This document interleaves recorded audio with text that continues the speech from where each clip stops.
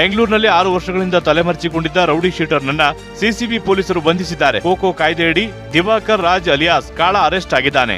6 ವರ್ಷದಿಂದ ಕೋರ್ಟ್ಗೆ ಹಾಜರಾಗದೆ ಪೊಲೀಸರಿಗೆ ಚಳ್ಳೆಹಣ್ಣು ತಿನ್ನಿಸಿ ದಿವಾಕರ್ ಓಡಾಡ್ತಿದ್ದ.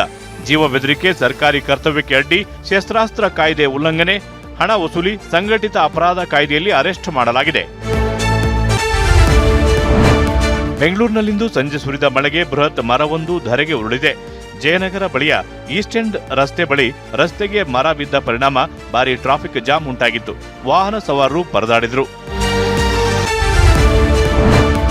ಕಾಮನ್ವೆಲ್ತ್ ಗೇಮ್ನಲ್ಲಿ ಪದಕ ವಿಜೇತೆ ಶಿಲ್ಪಾ ಕೆ ಶೈಲಾಗೆ ವಿಧಾನಸೌಧದಲ್ಲಿಂದು ಸಿಎಂ ಡಿಕೆಶಿ ಸನ್ಮಾನ ಮಾಡಿದರು. ಶಾಟ್ಪುಟ್ ವಿಭಾಗದಲ್ಲಿ ಕಂಚಿನ ಪದಕ ಗೆದ್ದಿದ್ದ ಕನ್ನಡತಿ ಶಿಲ್ಪಾ ಶೈಲಾಗೆ 20 ಲಕ್ಷದ ಚೆಕ್ ವಿತರಿಸಲಾಯಿತು.